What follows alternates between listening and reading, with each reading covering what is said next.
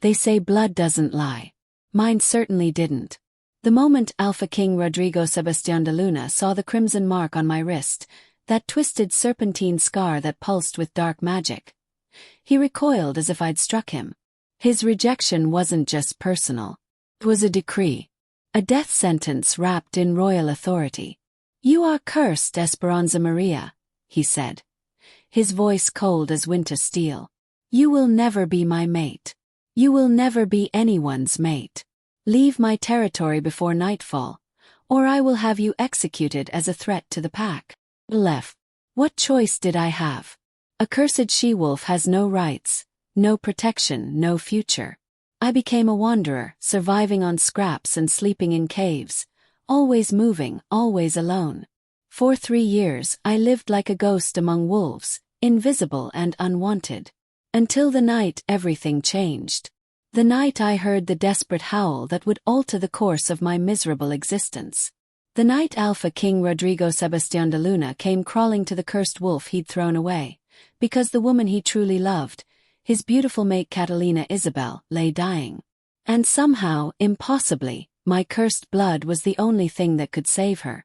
Before we dive deeper into this tale of rejection, redemption, and the shocking truth about my curse, I need you to do something for me. Hit that subscribe button right now. This story gets darker, more twisted, and more passionate than you can imagine, and you don't want to miss a single chapter. And here's something special. Tell me the city you're watching from so that I can send you a hug. Yes, really.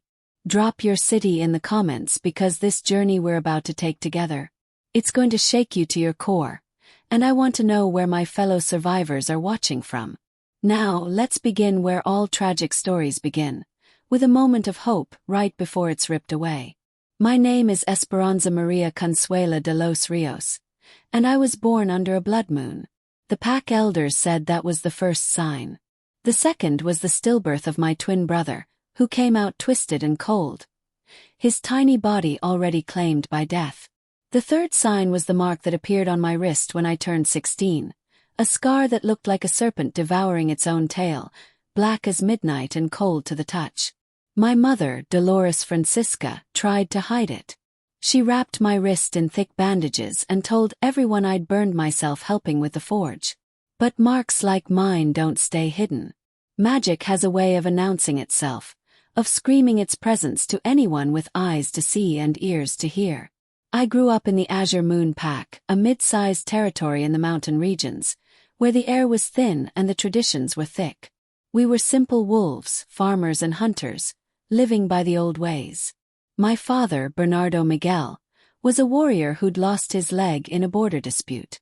My mother worked as a healer, growing herbs in our small garden and selling tonics to pack members who couldn't afford the official pack doctors. We weren't wealthy, but we were happy. Or at least I thought we were. Everything shattered the day Alpha King Rodrigo Sebastián de Luna came to inspect our territory. He was touring the smaller packs, a tradition meant to strengthen bonds between the royal family and the outlying territories. I was 19 years old, working in my mother's garden when I felt it, that electric pull that every wolf dreams of and fears in equal measure. The mate bond. It hit me like lightning striking dry wood, sudden and all-consuming. My wolf surged forward, howling with recognition and joy. I looked up, my hands still covered in dirt, and saw him standing at the edge of our property. Rodrigo Sebastián de Luna, the Alpha King himself.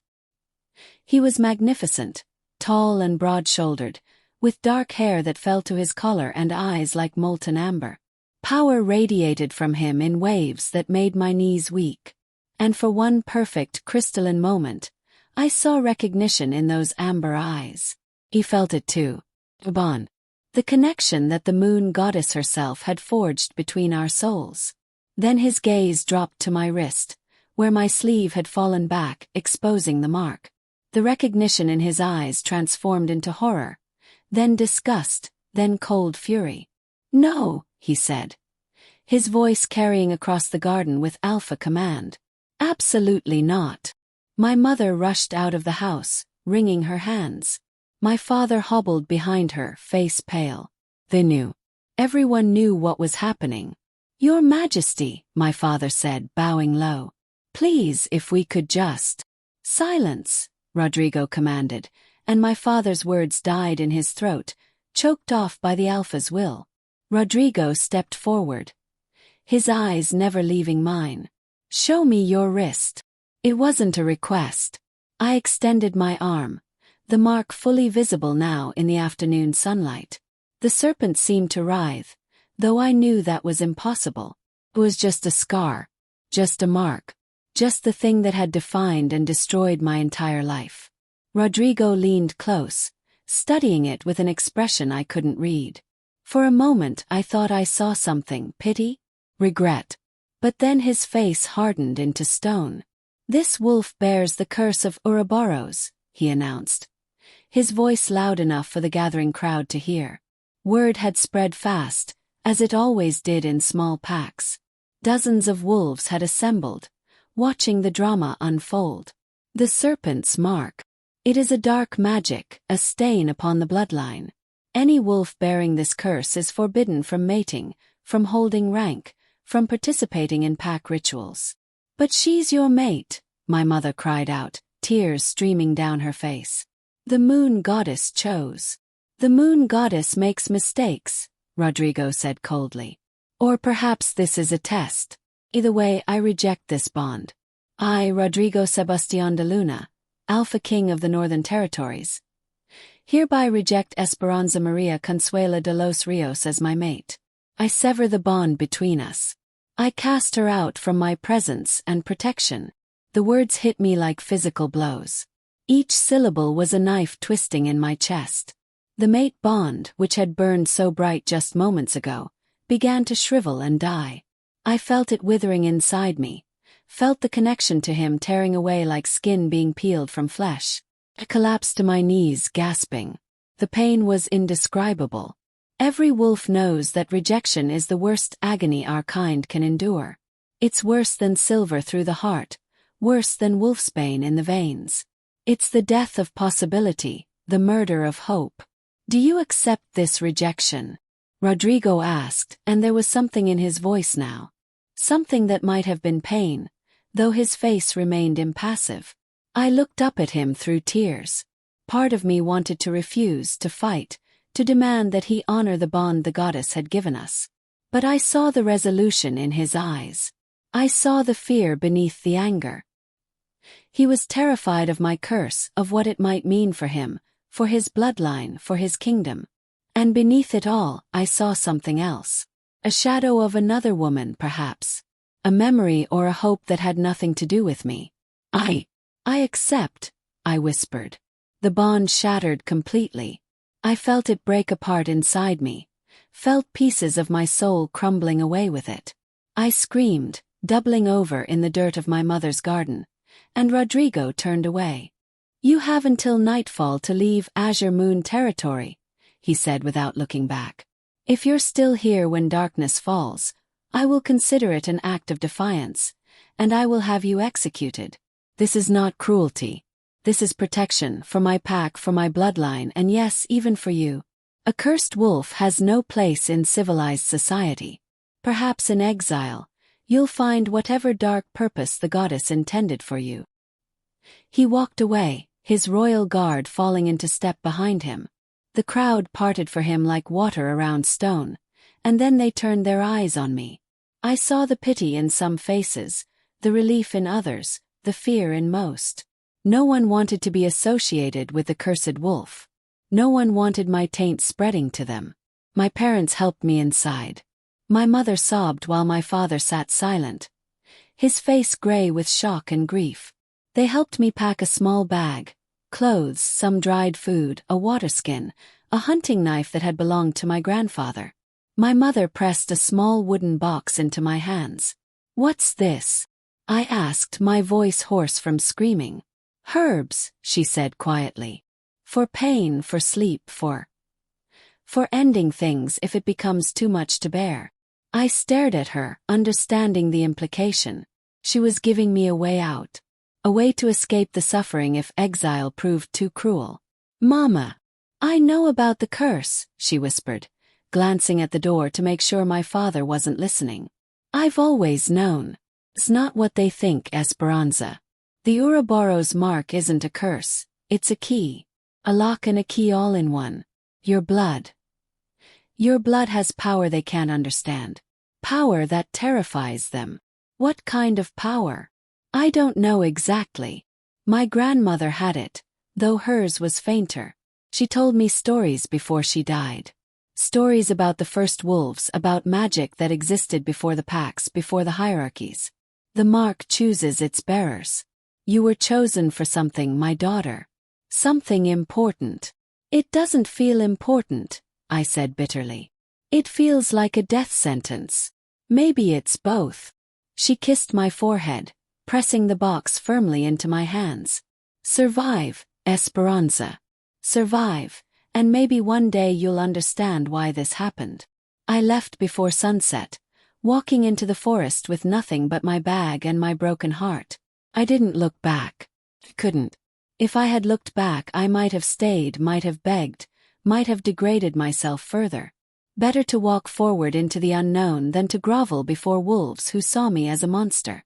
That was 3 years ago. 3 years of wandering. 3 years of sleeping in caves and abandoned dens. 3 years of hunting small game and avoiding pack territories.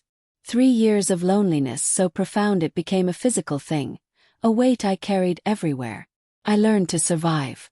I learned which berries were safe to eat and which would make me sick. I learned to track rabbits and deer.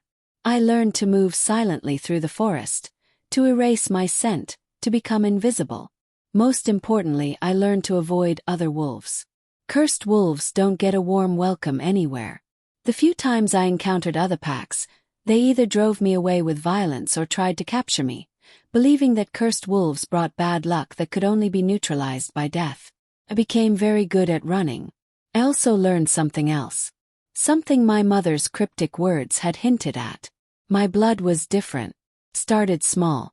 A cut on my hand that healed impossibly fast. A fever that burned through me in hours instead of days. But then came the incident with the poisoned wolf. I'd been foraging near a stream when I found him. A young male, barely more than a pup, convulsing on the bank. He'd drunk water contaminated with wolfsbane, and the poison was killing him. I should have left him. I should have walked away and let nature take its course. But something in me couldn't watch him die. I used my knife to cut my palm, then pressed the wound to his mouth, letting my blood drip onto his tongue. I didn't know why I did it. Instinct maybe. Or madness. The effect was instantaneous. The convulsions stopped. His breathing steadied. The deathly pallor faded from his skin, replaced by healthy color. Within minutes, he was sitting up, staring at me with wide, terrified eyes. "You're cursed," he whispered. "And you're alive," I replied. He ran. Of course he ran. But the seed of knowledge had been planted. My blood could heal. My cursed blood, the thing everyone feared and hated, had the power to save lives. I experimented cautiously after that. A bird with a broken wing. A deer caught in a hunter's trap. Each time, a few drops of my blood produced miraculous healing. The mark on my wrist would burn during these healings, growing hot enough to hurt, and I'd feel something draining from me. Energy, life force, something vital. But it always replenished. Told no one. What would be the point? I was exiled, cursed, rejected. No one would believe that my tainted blood could do anything good. They'd probably kill me and harvest my blood like some kind of resource. Better to keep the secret and survive. Until the night I heard the howl. It was late autumn, 3 years after my rejection. I'd made a temporary den in a hollow beneath the roots of a massive oak tree, deep in neutral territory. The first snows were coming and I needed to prepare, to gather enough food to last through the worst of winter, to weatherproof my shelter, to survive another season alone. The howl came at midnight, shattering the silence of the forest. It wasn't a normal howl. It was desperate, anguished, filled with such raw grief that it made my heart clench. Even alone, even cursed, even broken as I was, I recognized the sound of a wolf losing their mate. I should have ignored it. It wasn't my concern. But something pulled me toward that sound, something stronger than common sense or self-preservation. I ran through the forest, following the desperate howls. They led me toward pack territory, specifically toward the borders of the Crystal Fang pack, one of the largest and most powerful packs in the Northern Territories. This was dangerous. Crystal Fang was directly under the Alpha King's protection. They caught me here. But the howls were so desperate, so broken that I couldn't stop. I found them in a clearing illuminated by moonlight. A dozen wolves surrounded a makeshift camp, their faces grim and frightened. In the center, on a blanket spread across the ground, lay a woman. Even dying, she was beautiful. Her dark hair spread around her head like a halo, and her features were delicate and refined. She wore fine clothes, now stained with blood and dirt. Her chest rose and fell in shallow, labored breaths. And beside her, on his knees, was Rodrigo Sebastián de Luna. I froze at the edge of the clearing, hidden in the shadows. The Alpha King looked nothing like the proud, cold man who'd rejected me 3 years ago. His face was ravaged by grief, his eyes red from crying. He held the woman's hand, his lips moving in silent prayer or pleading. "Please," he whispered, his voice breaking. "Please, Catalina. Don't leave me. Don't leave me alone." Catalina. So this was his mate. His real mate.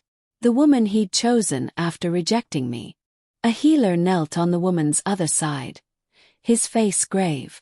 "Your Majesty, there's nothing more I can do. The poison has spread too far. Silver-laced wolfsbane, administered over weeks. By the time we discovered the assassination attempt, it had already damaged her organs beyond repair. I'm sorry, but the Luna Queen will not survive the night." "No," Rodrigo said fiercely. "No, there has to be something. Some treatment, some medicine, some—" "There is nothing in our medical knowledge that can save her now," the healer said gently. "I'm sorry, Your Majesty. All we can do is make her comfortable in her final hours." Rodrigo's howl of anguish was the sound that had drawn me here. It was the sound of a soul being torn in half, of love being ripped away by cruel fate. Despite everything, despite the rejection, despite the pain, despite 3 years of suffering, I felt sympathy for him. No wolf should lose their mate like this. I should have left then. Should have slipped back into the darkness and continued my lonely existence. But I found myself stepping forward into the moonlight, into the clearing where a dozen warriors immediately drew their weapons. "Stop," I said quietly. "I can help." Chaos erupted. Warriors surged forward to capture me.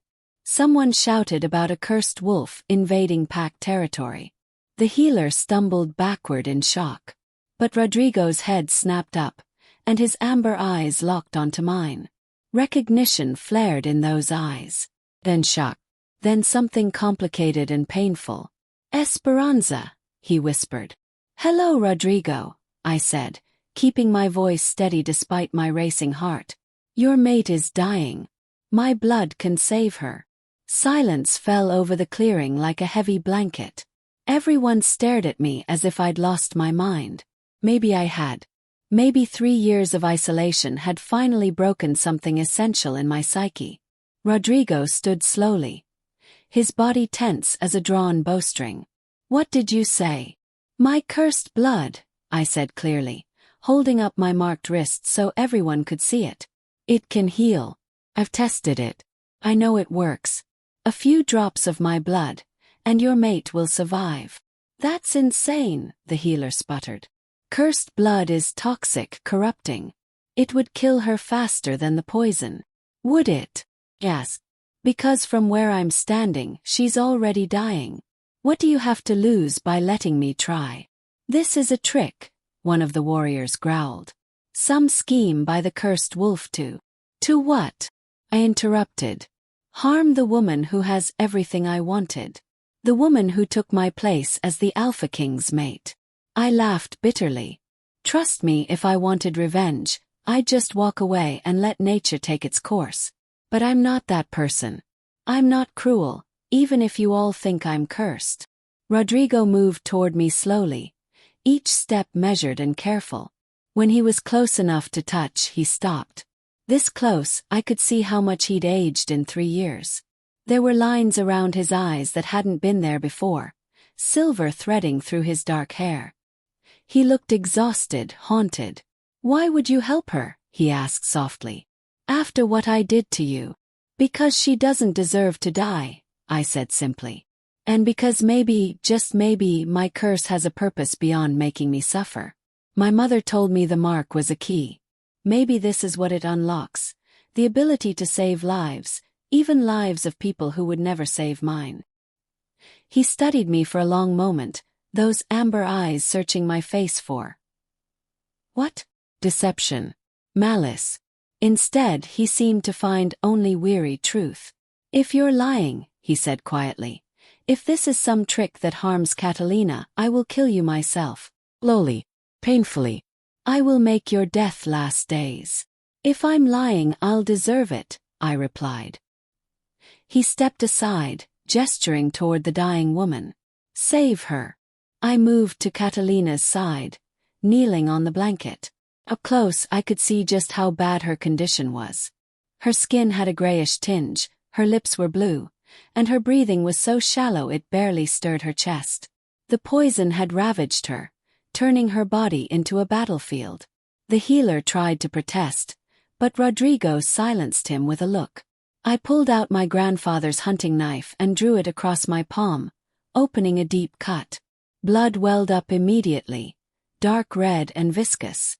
The mark on my wrist began to burn, that familiar heat building beneath my skin. "Open her mouth," I instructed. Rodrigo hesitated only a moment before gently tilting Catalina's head back and parting her lips. I held my bleeding palm over her mouth, letting drops of blood fall onto her tongue. First, nothing happened. The gathered wolves watched in tense silence, weapons still drawn, ready to cut me down at the first sign of treachery. Then Catalina gasped. Her back arched off the blanket, her eyes flying open. They were completely white, no iris or pupil visible, just blank whiteness that glowed faintly in the moonlight. Her body convulsed, and Rodrigo grabbed her shoulders, holding her steady. "What's happening?" he demanded. "What did you do to her?" "The healing," I said through gritted teeth. The mark on my wrist was burning like a brand now, hot enough that I could smell my own flesh cooking. "It's purging the poison. Don't interrupt it." Catalina's convulsions intensified. Black liquid began to seep from her pores, the poison being expelled from her body.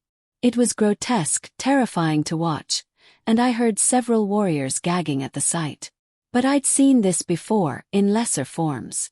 My blood didn't just heal wounds. It purified, cleansed, drove out toxins and disease.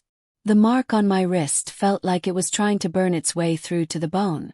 I gritted my teeth against the pain, forcing myself to stay conscious, to keep the connection flowing. I could feel something moving through me, some force or energy that used my blood as a conduit. It was draining me, pulling life force from deep within, but I held on.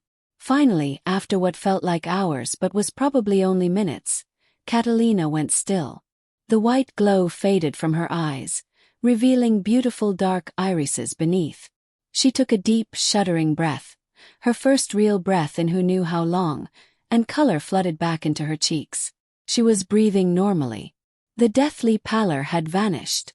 When she opened her eyes fully, they were clear and focused. "Rodrigo," she whispered. "I'm here," he said, his voice choked with emotion. "I'm here, my love.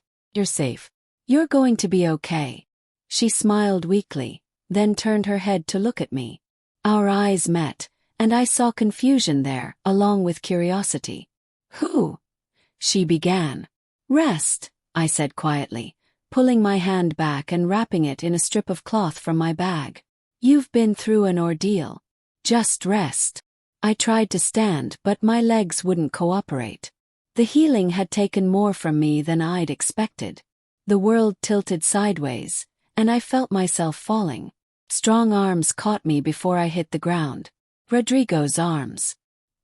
He lifted me easily, his face unreadable. "She needs rest too," he said to his warriors. "Whatever just happened, it clearly cost her. Bring both of them back to the palace." Now, Your Majesty, one of the warriors protested, she's cursed. We can't bring her into. That cursed wolf just saved your queen's life, Rodrigo snapped. I don't care if she has 10 curses. She's coming with us, and anyone who objects can take it up with me personally. No one objected. The last thing I remembered before darkness claimed me was the feeling of being carried, cradled against someone's chest, and the scent of pine and leather that my wolf still recognized, despite the years and the rejection as mate. I woke in silk sheets. For a confused moment I thought I was dreaming.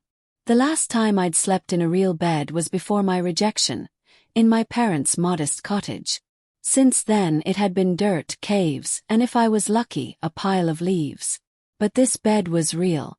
The mattress was soft, the pillows were down-filled, and the sheets were so smooth they felt like water against my skin. I sat up slowly, my body aching from the healing I'd performed. The room around me was opulent. High ceilings with painted frescoes, walls hung with tapestries, furniture carved from dark wood and inlaid with silver. I was in the palace. The Alpha King's palace. Panic surged through me. I threw back the covers and found myself dressed in a clean nightgown, soft cotton that definitely wasn't mine. Someone had undressed me, bathed me, put me in this bed. The invasion of privacy should have bothered me, but honestly, after 3 years of living like an animal, being clean felt like heaven. My hunting knife lay on the nightstand, along with my small bag of possessions. At least they hadn't taken those. The mark on my wrist throbbed dully. I examined it and found the serpent darker than usual, the lines more pronounced. Using the healing had strengthened it somehow, made it more vivid. I traced the pattern with one finger, feeling the strange coldness of the scar. Key, my mother had called it. A key to what? A knock at the door made me jump. Before I could respond, it opened, and a young woman entered carrying a tray of food. She was pretty, with kind eyes and the deference of a servant. "Oh, you're awake," she said, brightening. "His Majesty said to bring you food as soon as you woke. You've been asleep for 2 days. 2 days. I stared at her. What happened to Catalina? The Luna Queen? She's fully recovered, the servant said, setting the tray on a small table. It's a miracle. The palace healers have never seen anything like it. The poison that should have killed her is completely gone. She's weak, but she's eating and walking and asking about you. Asking about me. Of course. You saved her life." The servant's expression grew more cautious, though there's been quite a bit of discussion about what that means. Could imagine. A cursed wolf saving the Luna Queen. That didn't fit the narrative they'd built about people like me. "What's your name?" asked.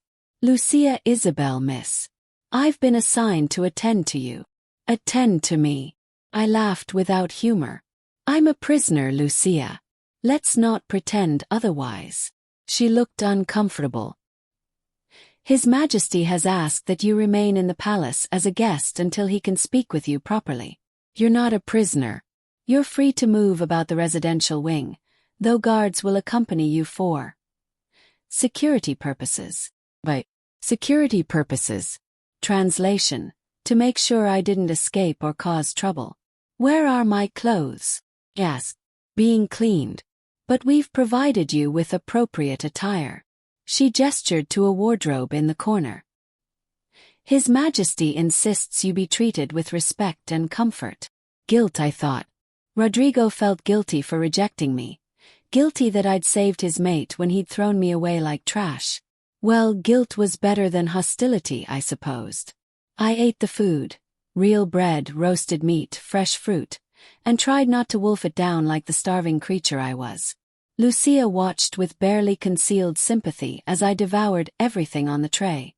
After eating, I explored the wardrobe and found it filled with fine dresses, far nicer than anything I'd owned even before my exile.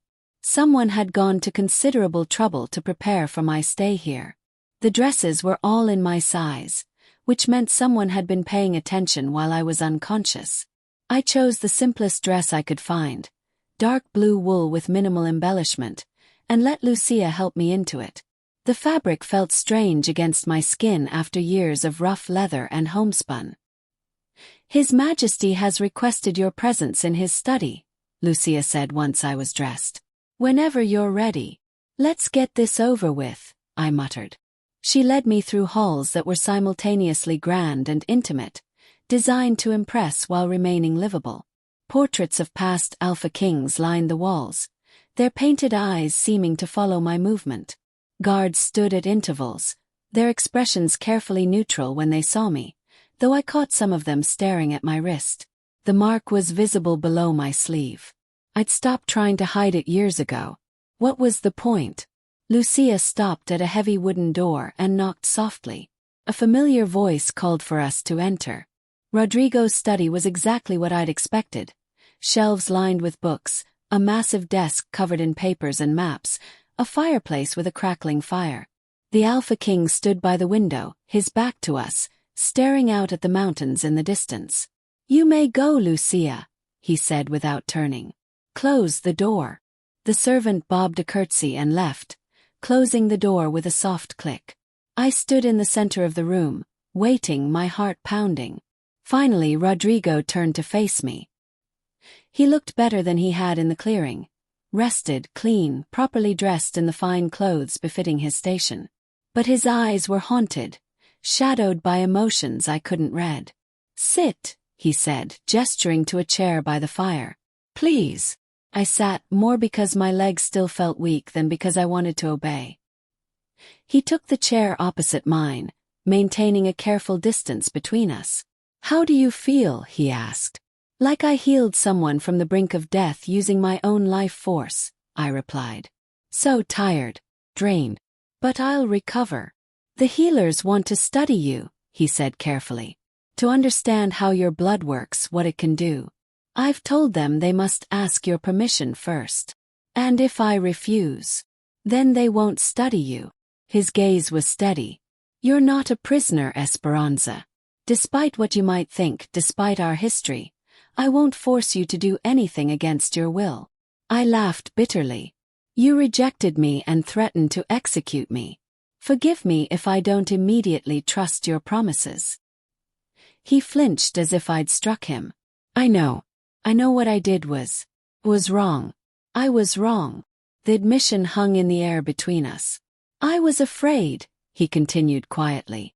"When I saw your mark, when I felt the mate bond and realized the goddess had paired me with a cursed wolf, I panicked. I'd been taught my entire life that the Ouroboros mark was dangerous, that those who bore it brought destruction and chaos. And I was the Alpha King. I couldn't afford to take risks with the stability of the kingdom. So you threw me away," I said flatly. "Like I was garbage." "Yes." He met my eyes directly, unflinching from the truth. "And I've regretted it every day since."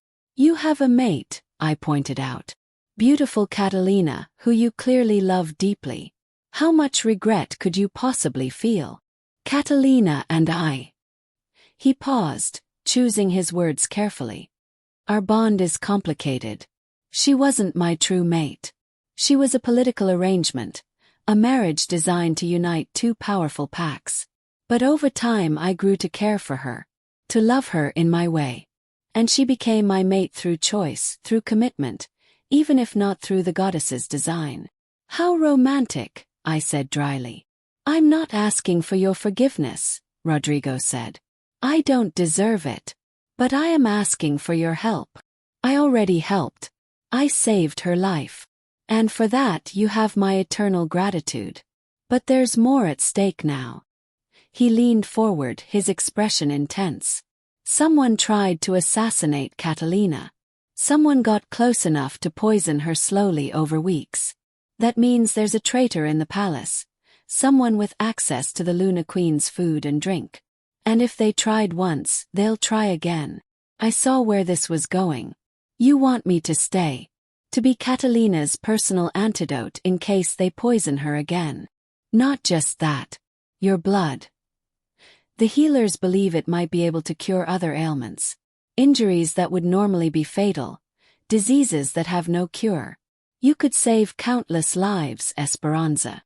And you'd keep the cursed wolf locked in your palace, a shameful secret who exists only to serve your needs, I said. How is that different from making me a prisoner? Because you'd have a choice, he insisted. You could leave whenever you wanted. You'd be paid generously for your services. You'd have rooms, food, protection, respect. Respect, I laughed. From wolves who've been taught to fear people like me? From a society that considers me tainted? I would command it, Rodrigo said firmly. Anyone who disrespects you would answer to me personally. I studied him, trying to understand his angle.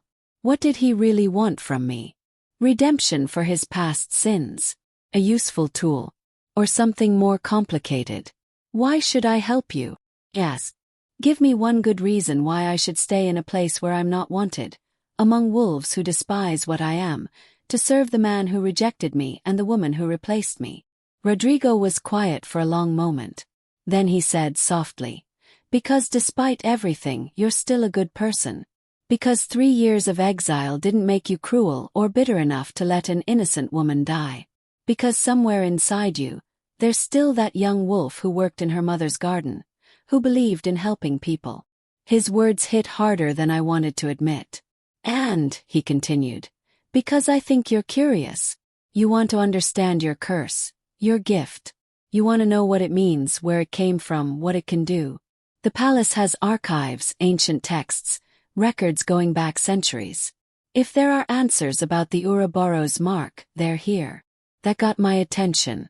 3 years of wandering hadn't brought me any closer to understanding my mark.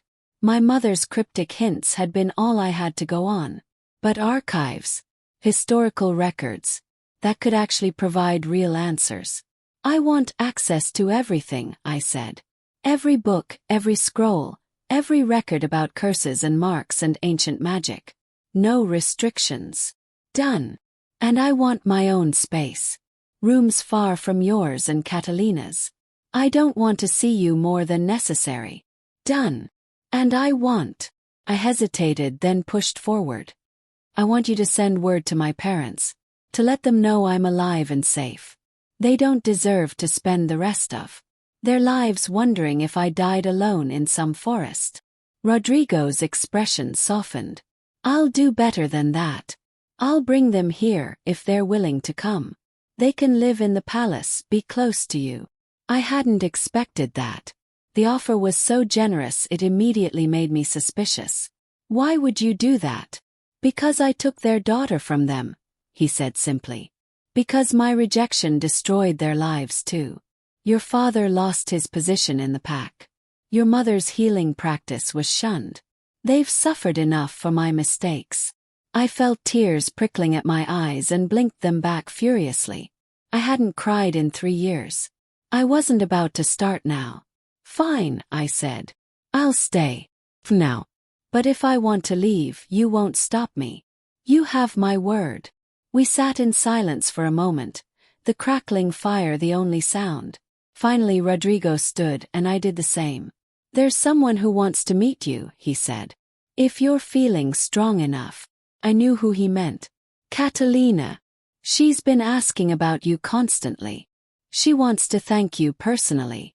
Part of me wanted to refuse, to avoid the woman who had everything I'd lost. But curiosity won out. I wanted to see her up close, to understand what made her worth choosing over the goddess's own selection. Lead the way, I said. Catalina Isabel de Mendoza was even more beautiful up close. She received us in her personal sitting room, a space filled with soft furniture and afternoon sunlight. She'd been reclining on a chaise when we entered, but she stood immediately, her movements still a bit shaky but growing stronger. Esperanza, she said, and her voice was warm, genuine. Finally. I've been desperate to meet you properly. I didn't know what to say. I'd prepared myself for coldness, for suspicion, for the territorial aggression of one female toward another. Instead, Catalina crossed the room and took both my hands in hers, her dark eyes shining with tears. You saved my life, she said. Rodrigo told me everything. How you appeared in the clearing, how you offered your own blood to heal me, how you nearly killed yourself in the process. I owe you everything. You owe me nothing, I said, uncomfortable with her gratitude. I did what anyone would do. That's not true, and you know it. She squeezed my hands gently. Most wolves would have left me to die. Especially given. She glanced at Rodrigo, who stood by the door, watching us with an unreadable expression. Especially given the history between you and Rodrigo. So she knew. Course she knew. A Luna queen would have been told about her mate's past, including the rejection of his true mate. The past is the past, I said stiffly. Is it? Catalina studied my face with an intensity that made me want to squirm. I need you to understand something, Esperanza. What happened to you was wrong. Deeply, unforgivably wrong. The rejection, the exile, the cruelty. None of it should have happened. Catalina, Rodrigo began, but she held up a hand, silencing him. Let me finish. He turned back to me. I'm not your enemy. I never wanted to be the cause of your suffering. If I could go back and change things, I would. But I can't. All I can do is tell you the truth here and now. You didn't deserve what happened to you. Her words cracked something inside me. This woman, this beautiful, gracious woman who had every reason to see me as a threat, was offering me compassion, validation, something I hadn't received from anyone in 3 years. Thank you, I managed, my voice rough. Will you stay? Catalina asked. I know Rodrigo has already asked you, but I'm asking too. Not because we need you, though we do, but because you deserve better than living in exile. You deserve a home, safety, purpose. Let us give you that, even if it can never make up for what was taken from you. I looked between them, the Alpha King and his Luna Queen, both watching me with hope and something that looked like genuine regret. I'll stay, I said. For now. Catalina's smile was radiant. Thank you. Truly. She gestured to the seating area. Please sit with me. I want to know everything about you. And I have so many questions about your gift. Over the next hour we talked. Catalina was surprisingly easy to speak with. Her questions thoughtful rather than invasive. She asked about my 3 years in exile, and I found myself sharing stories I hadn't told anyone. The loneliness, the small victories, the moments of beauty I'd found even in hardship. She told me about herself too. How she'd been raised in a powerful pack, trained from birth to be a Luna. How her marriage to Rodrigo had been arranged when she was 16, though they hadn't completed the mating bond until she was 18. How she'd grown to love him, even knowing she wasn't his true mate. It's not the fairy tale people imagine, she admitted. Being Luna Queen. There's so much politics, so many expectations. Sometimes I feel more like a symbol than a person. That sounds exhausting, I said. It is. She smiled ruefully. But it's my duty. And Rodrigo? He's a good man, Esperanza. Better than most realize. What he did to you was born from fear and ignorance, not cruelty. Does that make it better? I asked quietly. No, she said honestly. But it means he can change. People who are cruel by nature don't change. But people who are cruel from fear, they can learn. They can grow. I wasn't sure I believed that, but I appreciated her trying. Rodrigo had left us alone after the first few minutes, claiming he had kingdom business to attend to. I suspected he wanted to give us space to talk without his presence complicating things. As the afternoon wore on, I felt something unexpected. The beginnings of friendship. Catalina was easy to like, despite everything. She was intelligent, kind, and surprisingly funny. She made self-deprecating jokes about her privileged upbringing and asked genuine questions about survival in the wilderness. I wouldn't last a day out there, she said, shaking her head. I can barely navigate the palace gardens without getting lost. You'd learn, I said. People are more resilient than they think. Maybe. She grew serious. Esperanza, I need to ask you something. About the assassination attempt. I straightened, alert. What about it? The healers confirmed the poison was administered over weeks. Small doses in my food or drink, carefully calculated to seem like natural illness until it was too late. Someone had access to my private quarters, to my meals. Someone I trusted. And you want me to help you figure out who, I guessed. Yes. But more than that. She hesitated. Your gift. Your healing blood. The healers believe that if I consumed small amounts regularly, I would build immunity to most poisons. I would be protected. Understanding dawned. You want me to be your taster. Your insurance policy. I want you to be my friend, Catalina corrected gently. But yes, if you're willing, your blood could protect me from future attempts on my life. And there will be future attempts, Esperanza. Someone wants me dead badly enough to risk using slow poison in the Alpha King's palace. They won't stop just because this attempt failed.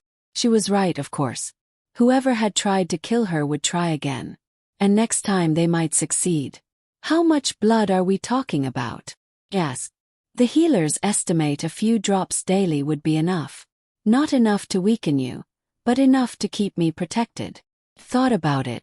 Regular blood donations would mean staying close to Catalina, seeing her daily, being reminded constantly of what I'd lost.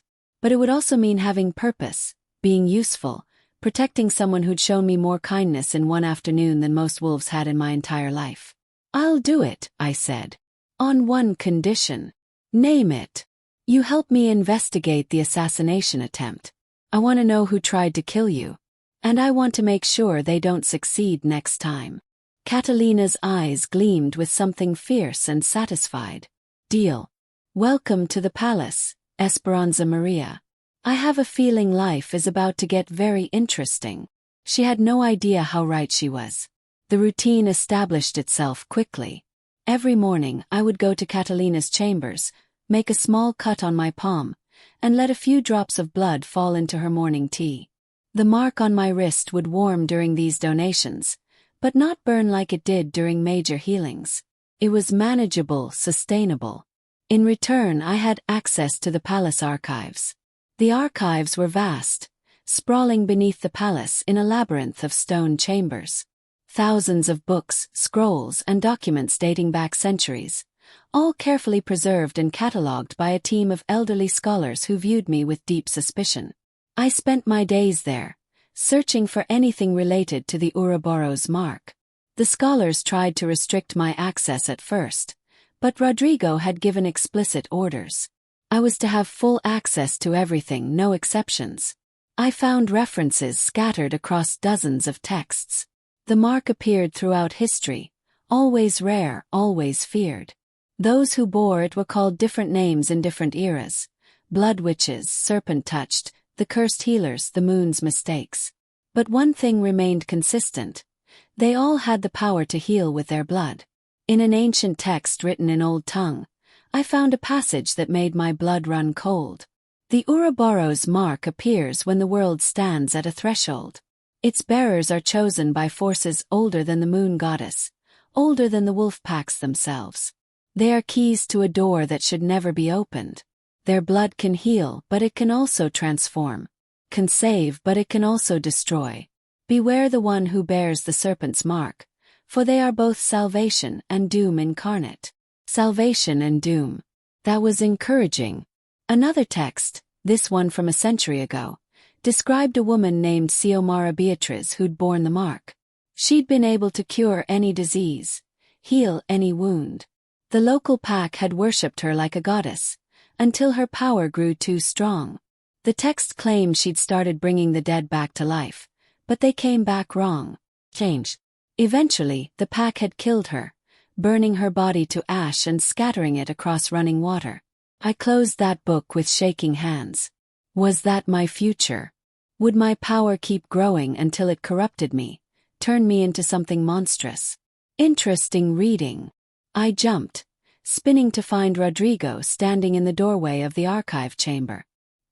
He'd started visiting me in the afternoons, ostensibly to check on my research, but more, I suspected, because he wanted to talk. Terrifying reading, I corrected, closing the book.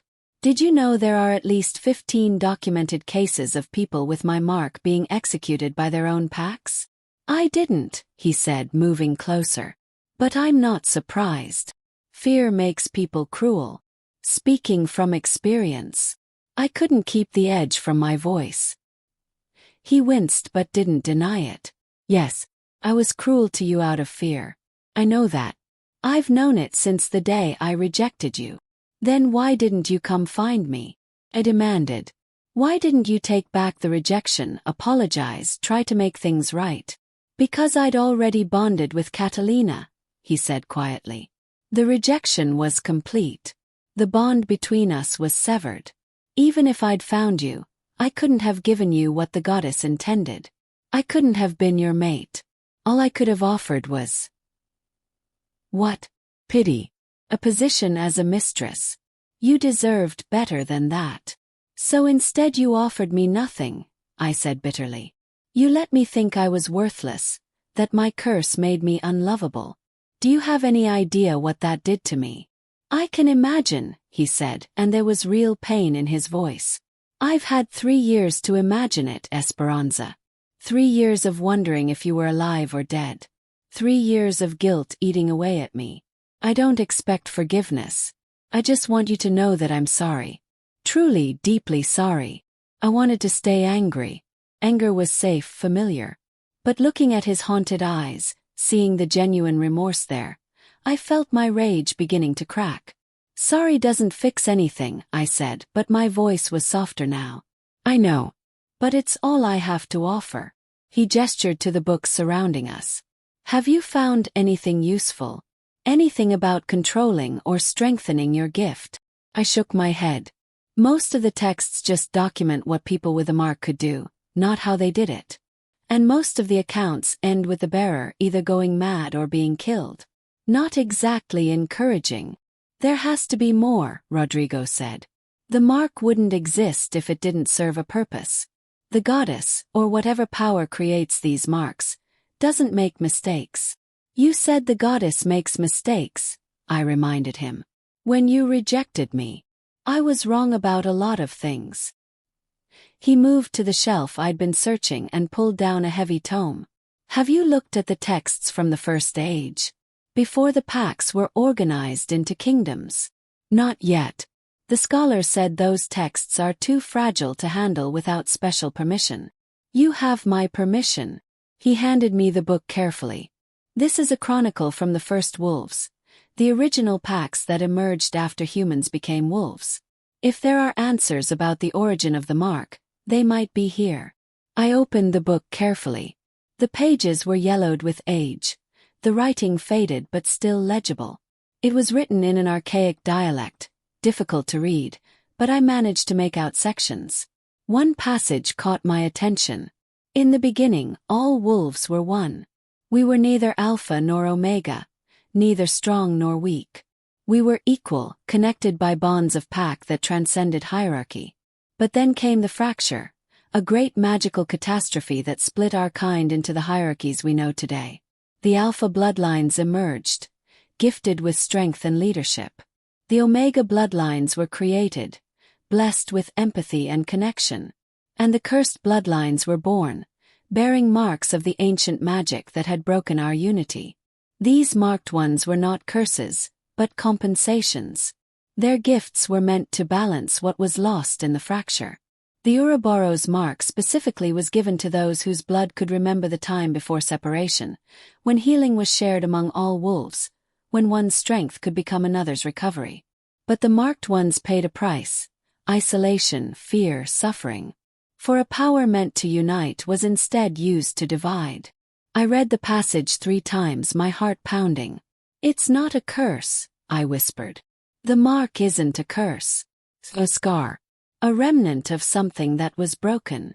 Rodrigo leaned over my shoulder to read. A compensation for the fracture, he murmured.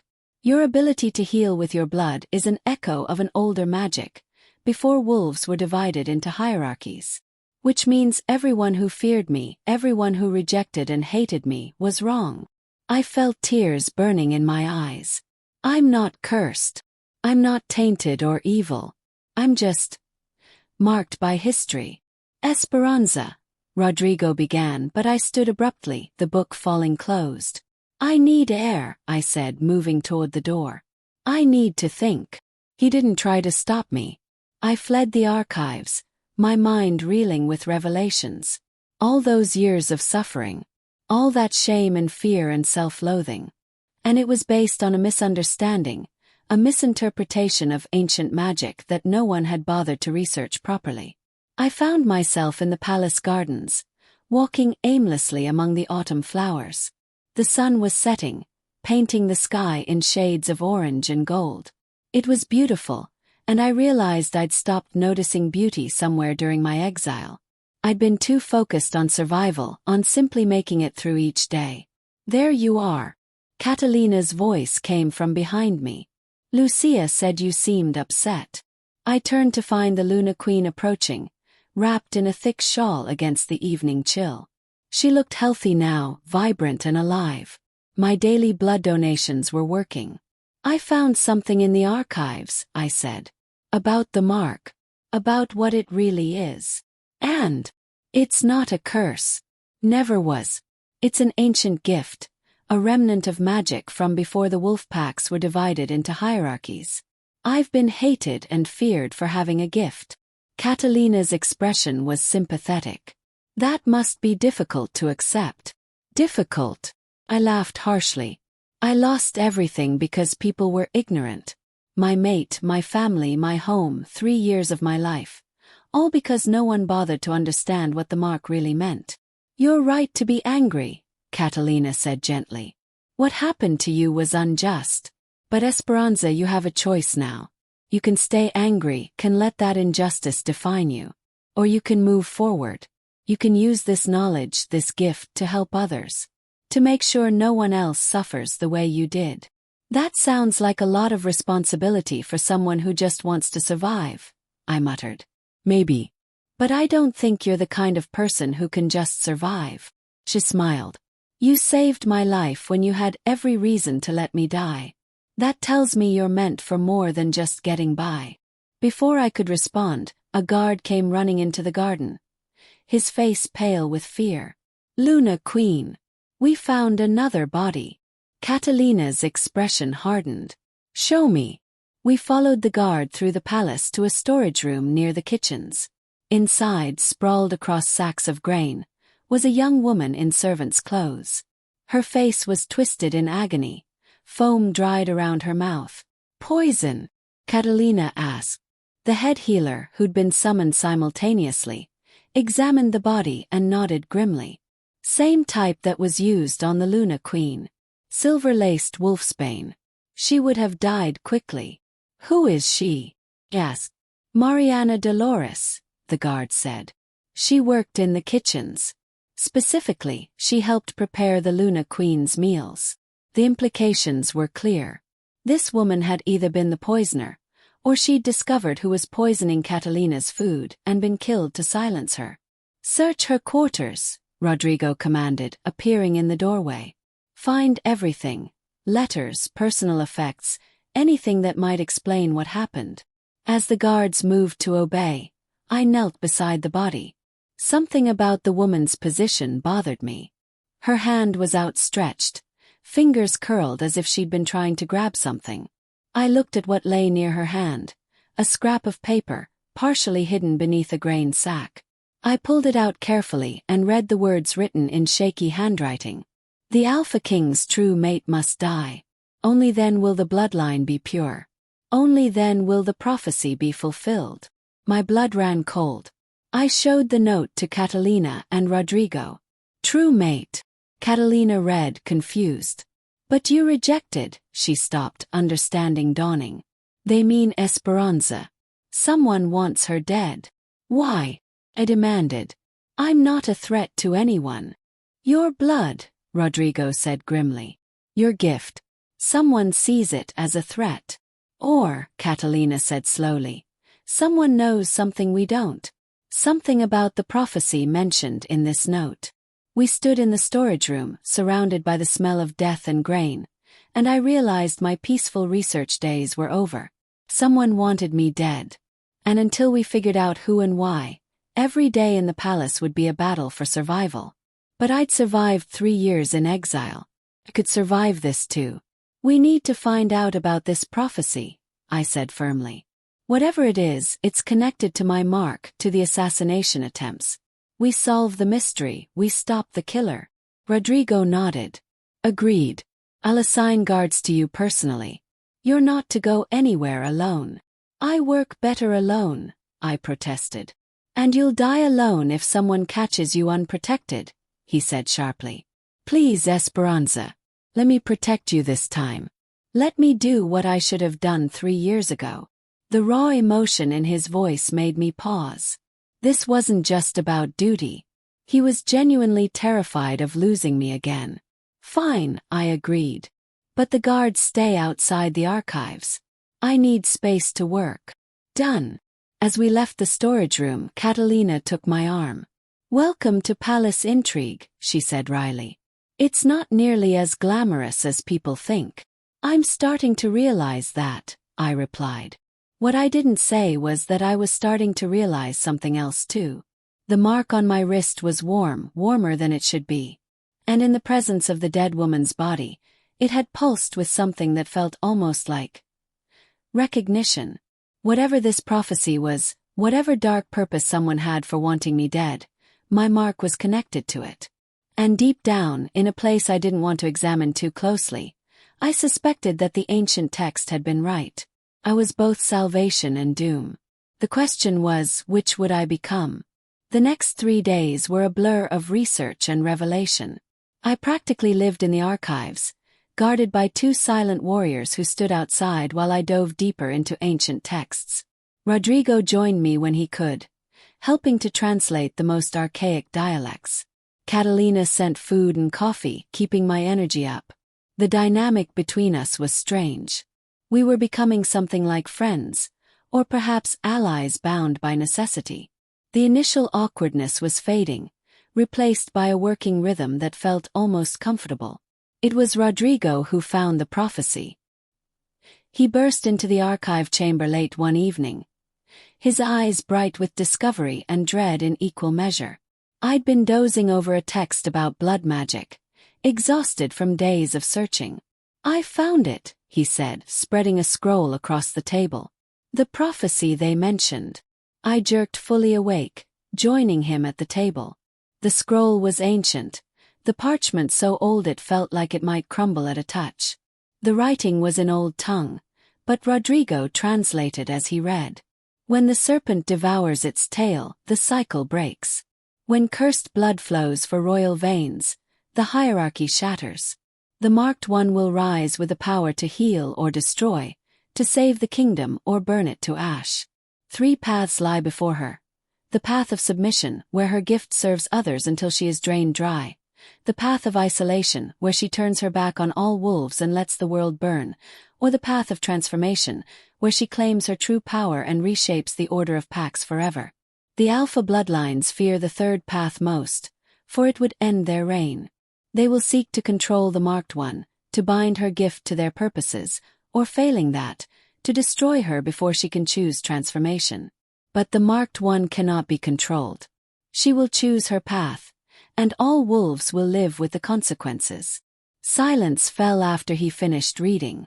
I felt as if the air had been sucked from the room. That's why someone wants me dead, I said finally. They're afraid I'll choose the 3rd path. That I'll, overthrow the hierarchy. Not just overthrow it. Reshape it entirely. Rodrigo's expression was troubled. The current system, alphas at the top, omegas at the bottom, power determined by bloodline, it would end. We'd return to something like what existed before the fracture. Would that be so terrible? Yes. From what I've read, wolves were happier before the hierarchy. More equal, more connected. Maybe. Or maybe the texts romanticize it. The hierarchy exists for a reason. It provides structure, prevents constant warfare, gives clear lines of authority. It also creates suffering, I countered. It makes wolves like me into outcasts. It values some lives over others based on nothing but birth. True. He ran a hand through his hair. This is what they fear. This conversation, this questioning. If you have the power to change everything, and you start asking whether everything should be changed, then I become a threat to everyone who benefits from the current system. I finished. Everyone who has power because of their bloodline. Including me, Rodrigo said quietly. Our eyes met across the table. Including you, I agreed. So what will you do, he asked. Which path will you choose? I looked down at my wrist, at the serpent mark that had defined my entire existence. I don't know, I admitted. A week ago I just wanted to survive. Now people are telling me I could reshape the world. It's too much. You don't have to decide now, Rodrigo said. But Esperanza, you need to know, whatever you choose, I'll stand with you. I laughed bitterly. Even if I choose to end your reign, to strip away your power, even then. His amber eyes were serious, determined. I failed you once. I let fear and ignorance drive me to cruelty. I won't make that mistake again. If you choose transformation, if you decide the hierarchy needs to end, then maybe you're right. Maybe it's time. His words shocked me speechless. An alpha king willing to give up his throne seemed impossible. Why? I demanded. Why would you support something that would destroy everything you've built? Because I've seen what the system does to people like you, he said. And I've had 3 years to think about whether maintaining power is worth the suffering it causes. I'm not sure anymore. I'm not sure the hierarchy is worth preserving if it requires crushing gifts like yours. Before I could respond, Catalina appeared in the doorway, her face pale. We have a problem, she said.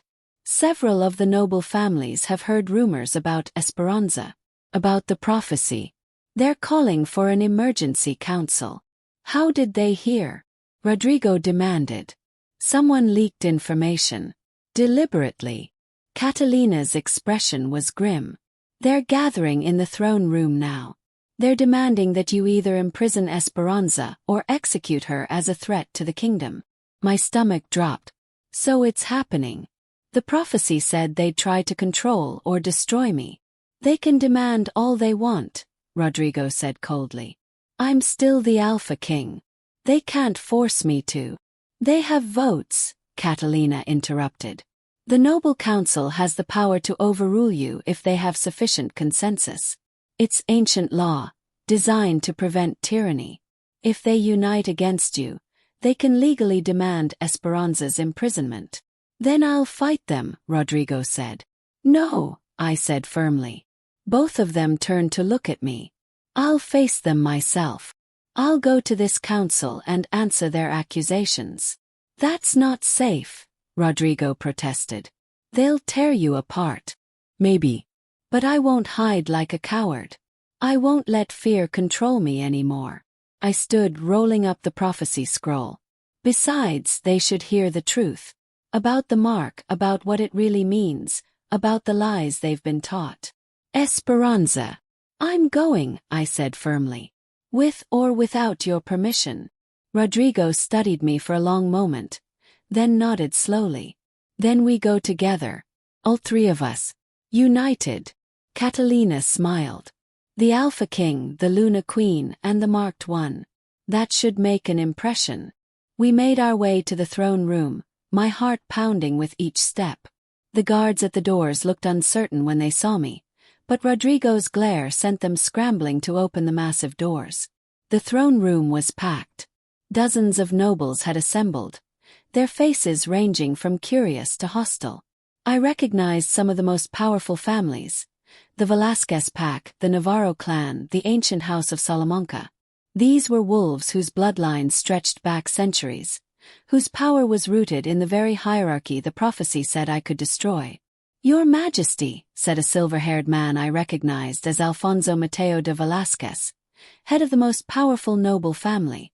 Thank you for joining us. We have matters of grave importance to discuss. I know why you're here, Rodrigo said coldly, taking his place on the throne. Catalina stood at his right hand, and I stood at his left, a position traditionally reserved for the Alpha's most trusted advisor. The symbolism wasn't lost on anyone in the room. Then you know we must discuss the threat posed by this marked wolf, Alfonso continued, his lip curling slightly as he looked at me. We've heard disturbing reports that she possesses dangerous magic, that there's a prophecy concerning her power. that she could pose an existential threat to our way of life. The prophecy exists, I said, my voice ringing clearly through the room. Gasps and murmurs erupted. I've read it myself. And yes, it suggests I have the power to reshape the hierarchy. Then you admit you're a threat, another noble shouted. I admit I have power, I corrected. Whether that makes me a threat depends on your perspective. If you benefit from the current system, if you hold power because of your bloodline rather than your merit, then yes, you should fear me. Because the current system is built on suffering and inequality. The room exploded with angry voices. Alfonso raised his hand for silence. You see, Your Majesty. The cursed wolf admits her intentions. She seeks to destroy everything our ancestors built. She must be contained before she can act on these dangerous ideas. I didn't say I intended to destroy anything, I said. I said I have the power to. There's a difference. A meaningless distinction, Alfonso snapped.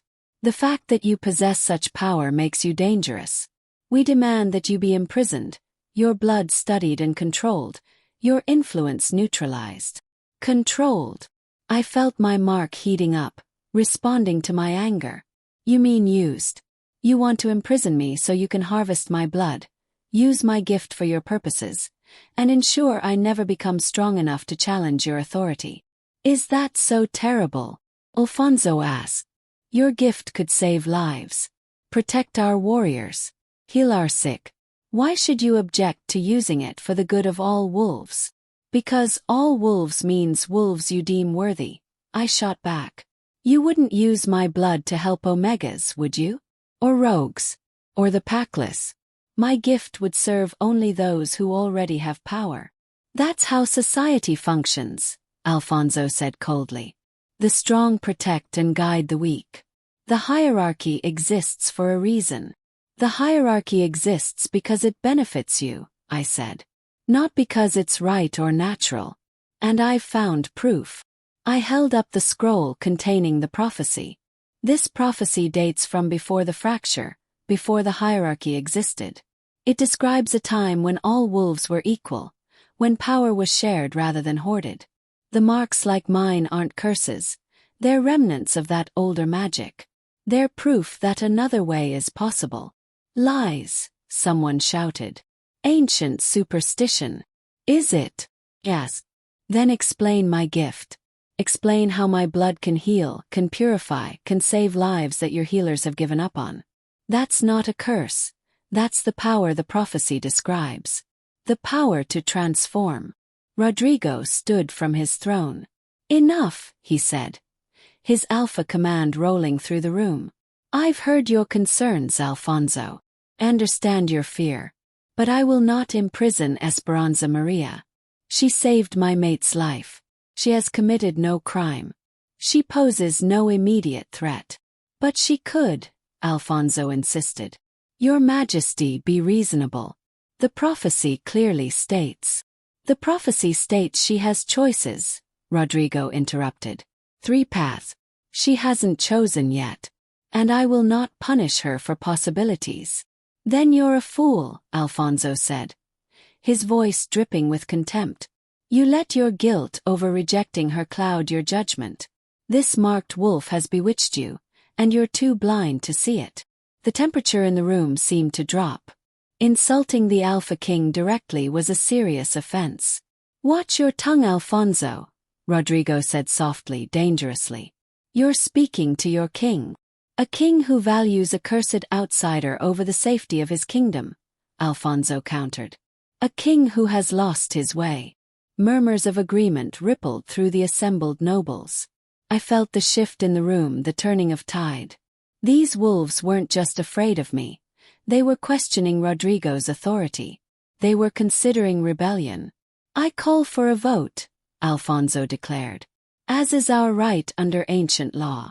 Let the noble council decide whether the marked wolf should be imprisoned for the safety of the kingdom. Rodrigo's hands clenched into fists. If you force this vote, Alfonso, you're declaring that you no longer trust my judgment. You're fracturing the unity of the kingdom. Better a fractured kingdom than a destroyed one, Alfonso said coldly. All in favor of imprisoning the marked wolf, raise your hands. Hands went up across the room. Not all of them, but many. Too many. I counted quickly. It was close to the 2/3 majority needed to overrule an Alpha King's decision. All opposed. Fewer hands this time. My heart sank. The council has spoken, Alfonso said triumphantly. By ancient law, the marked wolf must be taken into custody immediately. Guards, seize her. But before anyone could move, Catalina stepped forward, her voice clear and commanding. Wait, she said. You've forgotten something, Alfonso. Something crucial. The silver-haired noble frowned. And what would that be, Luna Queen? The law of sanctuary, Catalina said.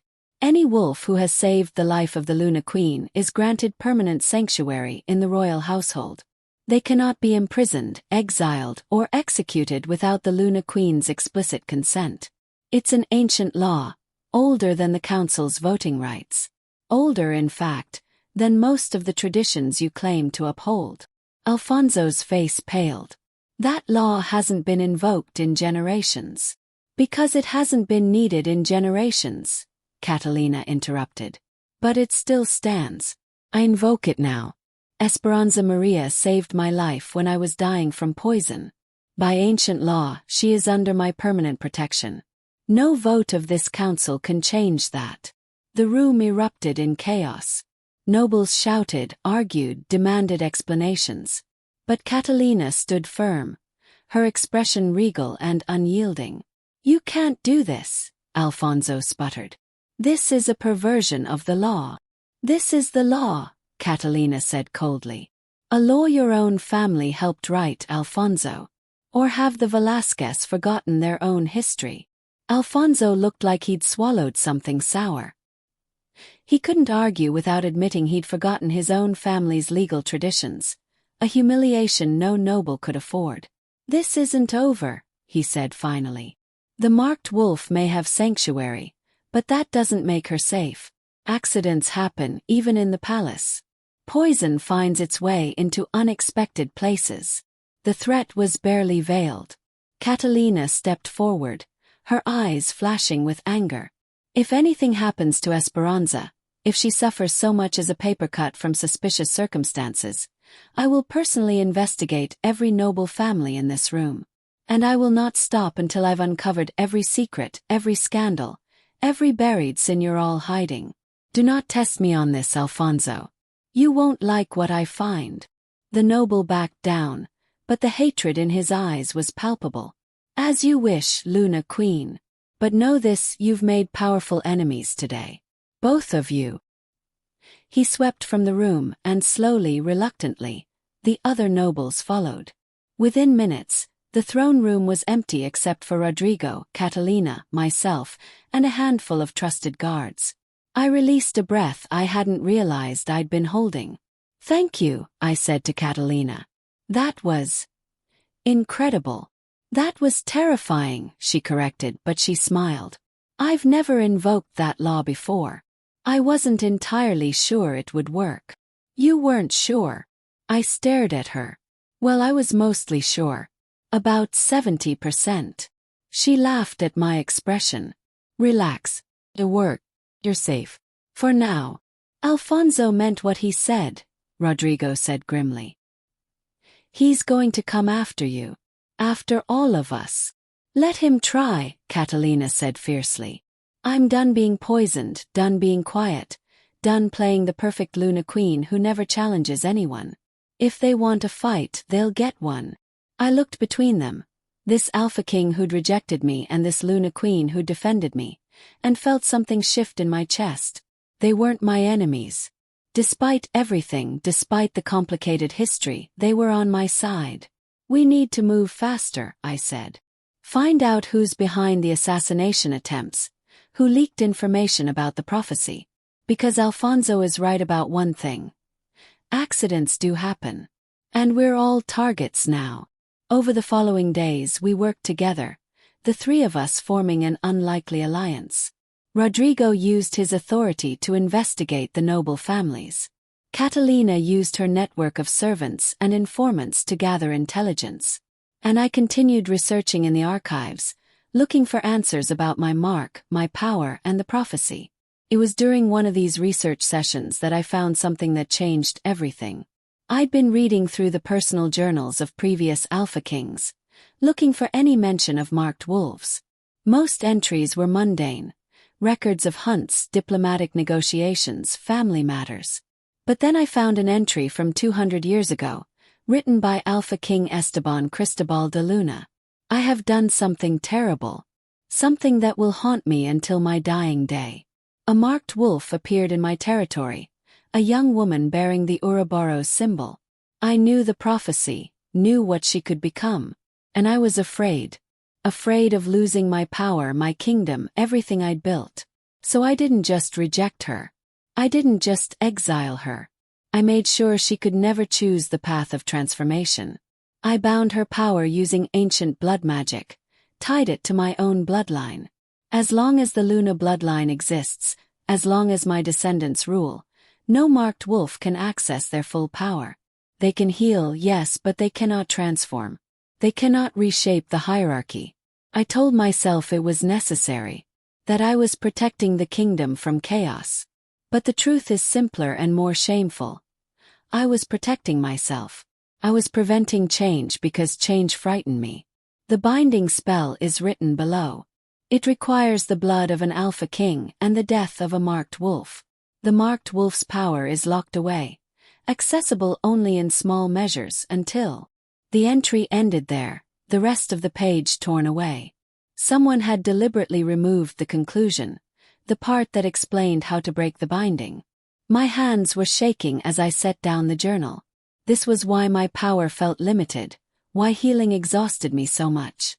My gift wasn't just naturally taxing, it was being suppressed by a spell cast 2 centuries ago.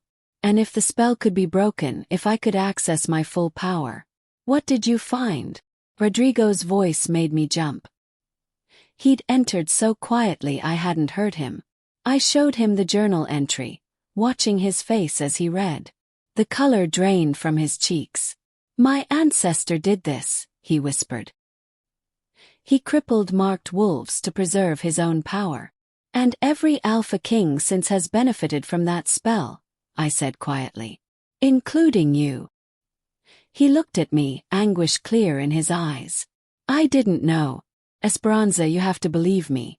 I didn't know about the binding. I believe you, I said, and I did. Whatever his faults, Rodrigo wasn't a liar. But it doesn't change the facts. My power is being suppressed. And someone tore out the page that explains how to break the binding. Who would have access to these journals? He asked. Only the Alpha King and his most trusted advisors, I said. Which means whoever tore out that page was someone close to the throne. Someone who wanted to ensure the binding could never be broken. Realization dawned on both of us simultaneously. Alfonso, Rodrigo said. His grandfather was the royal advisor.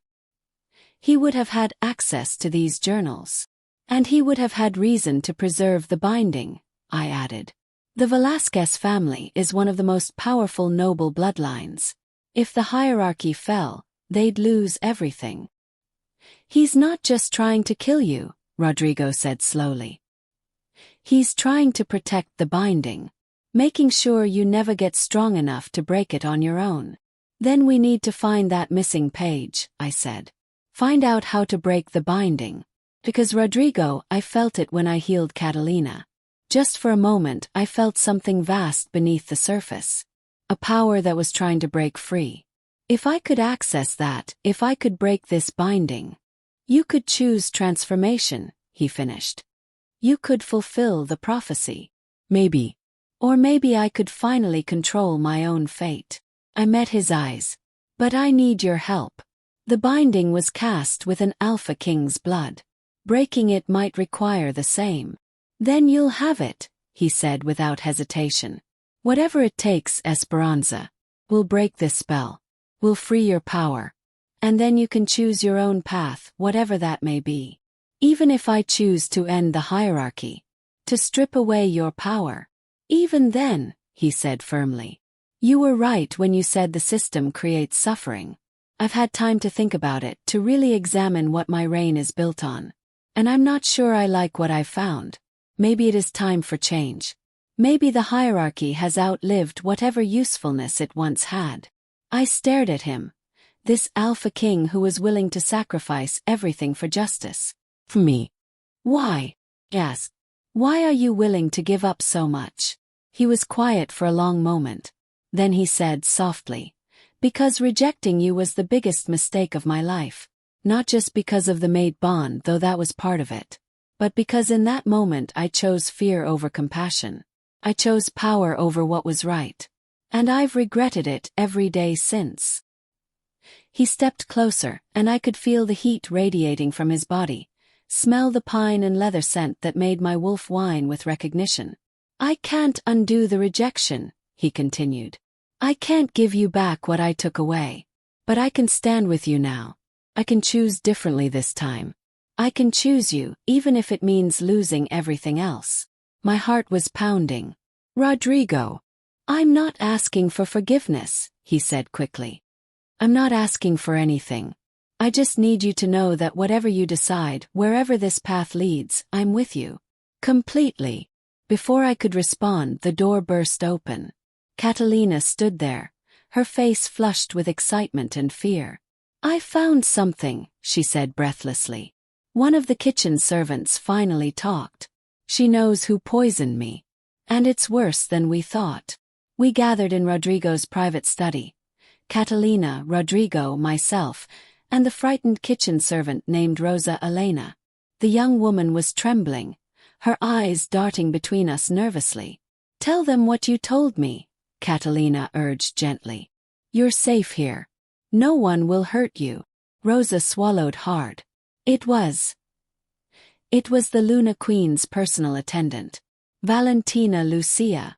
I felt my stomach drop.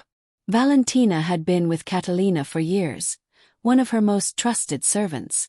She'd helped care for Catalina during her illness, had access to everything. Are you certain? Rodrigo demanded. I saw her, Rosa said, her voice shaking. 3 weeks ago, late at night.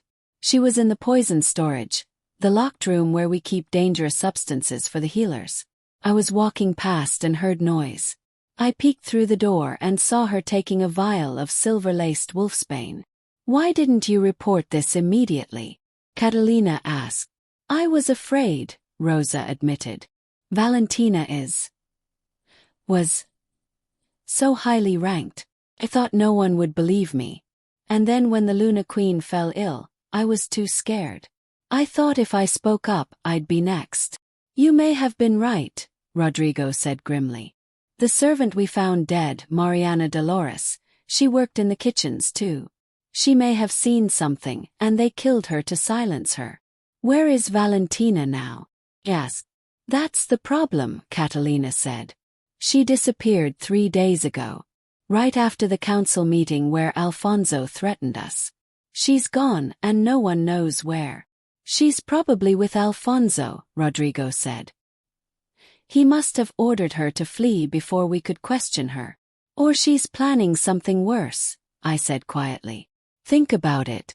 She had access to Catalina for weeks, months even. She knows the palace inside and out. If she wanted to strike again, she'd know exactly how. As if summoned by my words, an explosion rocked the palace. The blast was so powerful it knocked us off our feet. Windows shattered, raining glass across the study. Screams echoed through the corridors, along with the roar of flames. Rodrigo was up first, shifting partially into his wolf form for speed and strength. The West Wing, he said. That's where the explosion came from. That's where the archives are, I said, horror flooding through me. All those texts, all that knowledge. And all the evidence we've been gathering, Catalina added grimly. Someone just destroyed our research. We ran through the palace, following the smoke and screams. The West Wing was engulfed in flames, the ancient archives burning like kindling. Guards were already fighting the fire with water and magic, but it was spreading too fast. Everyone out. Rodrigo commanded.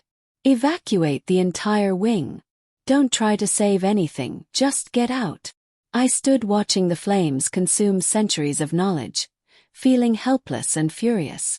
All our research about the binding spell, about the prophecy, about the history of marked wolves, gone. Destroyed.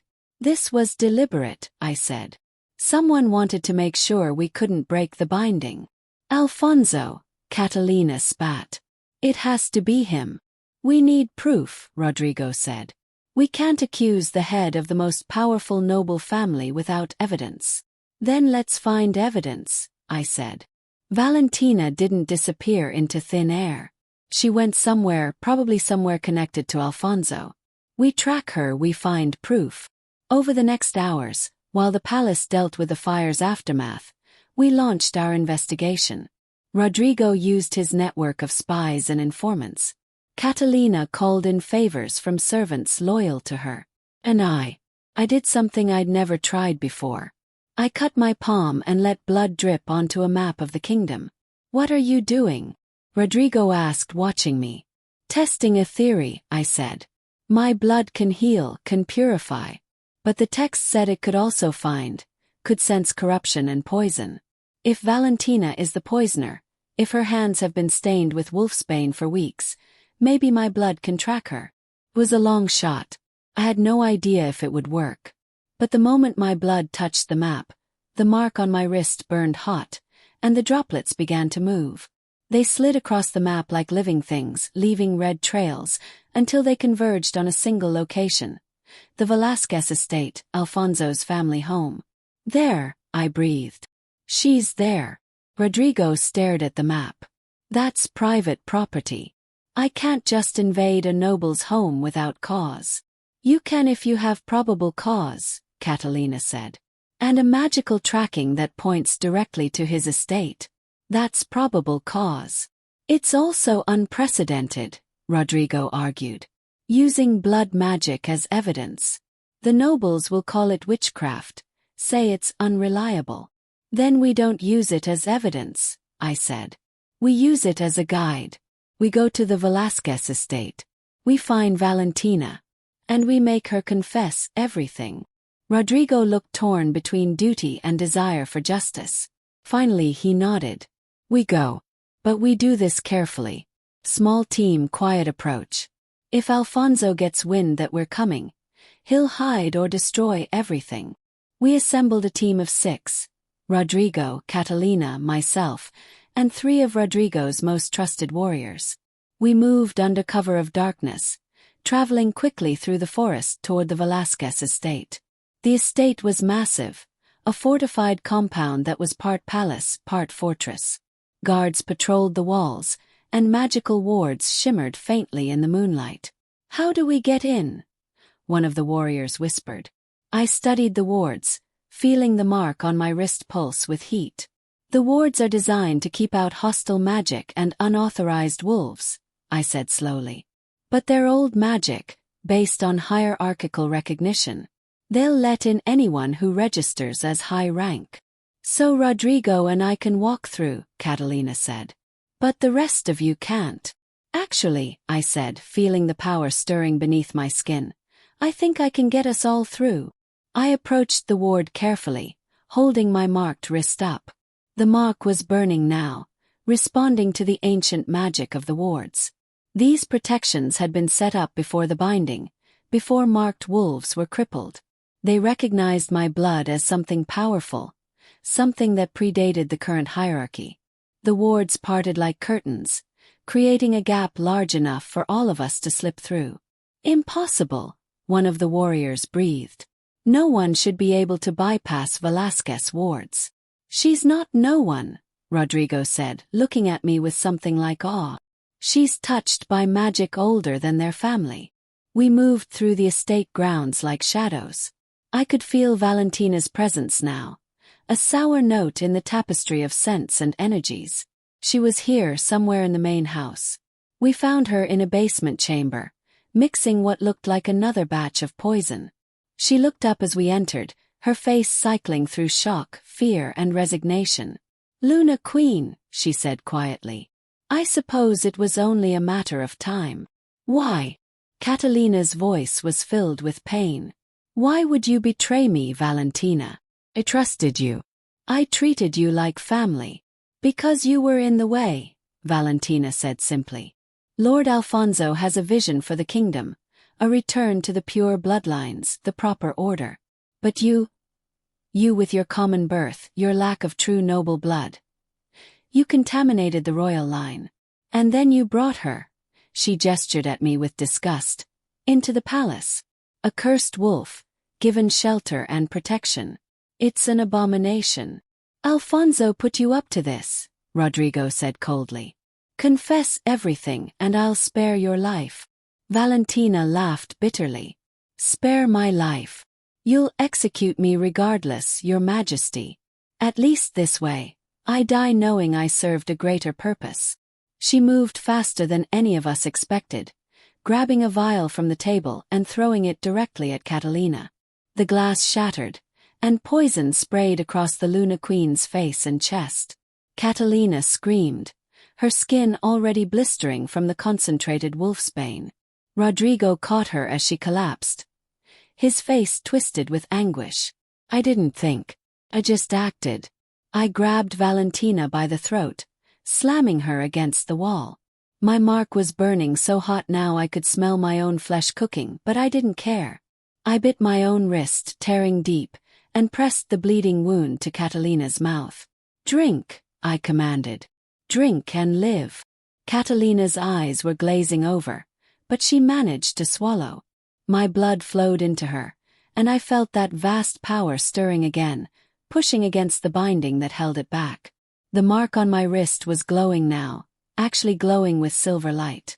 The poison purged from Catalina's body in a wave of black corruption, pouring from her skin like oil. She gasped, taking deep breaths, the blisters fading as my blood worked its magic. But I wasn't done. I turned back to Valentina, still holding her pinned to the wall, my bleeding wrist raised. You tried to kill her twice, I said, my voice strange even to my own ears, resonating with power. You murdered Mariana Dolores to hide your crimes.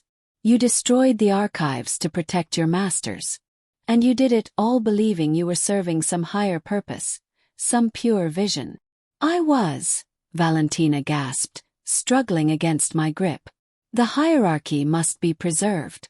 The marked ones must be controlled or destroyed. It's the only way. The only way to maintain your power, I interrupted. The only way to keep your privilege. But that age is ending, Valentina. Can't you feel it? The binding is cracking. The old magic is waking up. And all your poison, all your schemes, all your fear, none of it can stop what's coming.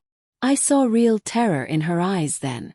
She'd felt it too, the surge of power, the sense that something fundamental was shifting. Where is Alfonso? Rodrigo demanded. Where is he hiding? I'll never tell you, Valentina spat. You can torture me, kill me, but I won't betray Lord Alfonso. He's the future of this kingdom. He'll restore the proper order. She never finished. Her eyes rolled back and she started convulsing. Foam appeared at her lips, white, not black. Not poison from outside, but poison she'd taken herself. No. I tried to force my blood into her mouth, but it was too late. She'd taken a fast-acting toxin, something my healing couldn't counter quickly enough. Within seconds she was dead, her body going limp in my grip. I let her fall, stepping back in frustration and horror. Suicide pill, one of the warriors said grimly. She'd rather die than confess. Alfonso prepared for this, Catalina said, still weak but recovering. He made sure his conspirators couldn't betray him. Then we need to find him another way, Rodrigo said. He looked at me, at the silver glow still fading from my mark. Esperanza, can you track him like you tracked her? I was exhausted, drained from the healing, but I nodded. I can try. We searched Valentina's chambers and found correspondence, coded letters that our scholars would need weeks to decipher. But we also found something more immediate, a map with a location marked in red ink. The old Luna temple, abandoned for decades, deep in the northern forests. That's where he is, I said, certain without knowing why. That's where Alfonso is hiding. The Luna temple. Rodrigo frowned. That place has been abandoned since the last priestesses died out. It's supposed to be cursed. Or protected by old magic, I said. Magic that the binding doesn't affect. If Alfonso knows how to break the binding, if he has the missing page from the journal, he'd hide it somewhere the current royal bloodline can't easily access. But you could access it, Catalina said slowly. Because you're not bound by the same limitations we are. Your magic predates the hierarchy. Then we go to the temple, Rodrigo decided. Tonight. Before Alfonso realizes we've found Valentina. Your Majesty, one of the warriors protested. You can't just walk into a potentially cursed temple in the middle of the night. We need more preparation, more warriors. We need speed, Rodrigo interrupted. Every moment we delay is another moment Alfonso has to destroy evidence or escape. We go now. We left the Velázquez estate and rode hard for the northern forests. The Luna temple lay at the edge of royal territory, built on ground that was supposed to be blessed by the moon goddess herself. It had been a place of worship and learning once, where priestesses studied ancient magic and performed sacred rites. But the priestess tradition had died out generations ago, and the temple had been abandoned ever since. As we approached, I felt the mark on my wrist growing warm again. The temple was responding to my presence, to the old magic in my blood. The building itself was magnificent despite its decay. White stone covered in vines, columns carved with wolf symbols and moon phases, a domed roof that still gleamed silver in the moonlight. But it felt sad, neglected, forgotten. The doors stood open, as if waiting for us. Trap? One of the warriors whispered. Probably, Rodrigo agreed. But we're going in anyway. Stay alert. We entered carefully, weapons drawn. The interior was surprisingly intact. Murals on the walls showing the history of wolves, altars still standing, though covered in dust and bird droppings. It smelled of age and abandonment and something else. Magic. Old powerful magic that made my skin prickle. He's here, I whispered. I can feel him. We found Alfonso in the central chamber, kneeling before the main altar. He wasn't alone. A dozen warriors stood with him, along with several other nobles I recognized from the council meeting. They'd been waiting for us. Your Majesty, Alfonso said, standing and turning to face us. How kind of you to join us. I was wondering how long it would take you to find Valentina. It's over, Alfonso, Rodrigo said coldly. We know everything. The poison, the assassination attempts, the conspiracy. Surrender now, and I'll grant you a trial. Alfonso laughed. A trial? Before whom? A council of nobles who fear change as much as I do. They'll acquit me, Rodrigo. They'll call it justified action against a threat to the kingdom. Then I'll execute you myself, Rodrigo said flatly. Here and now. You could try, Alfonso agreed. But that would make you a tyrant, wouldn't it? Killing a noble without trial. Your own laws would condemn you. He was right and he knew it. Rodrigo was trapped by his own sense of justice, his own adherence to the laws that governed the kingdom. But we didn't come here just to stall you, Alfonso continued. We came here to end this. Once and for all. He pulled something from his robes, a piece of yellowed parchment. The missing journal page. Do you know what this is? He asked, holding it up. This is the completion of the binding spell. The part that explains how to break it, and more importantly how to make it permanent. How to ensure that no marked wolf ever access full power, for all time. My blood ran cold. You're going to strengthen the binding. I'm going to perfect it, Alfonso corrected. The current binding weakens with each generation. Eventually, a marked wolf will be born strong enough to break through it on their own. But this ritual. He gestured to the altar, which I now saw was covered in arcane symbols drawn in blood. This ritual will make the binding eternal. Unbreakable. You need a marked wolf for the ritual, I realized. You need me. Precisely, Alfonso said, smiling coldly.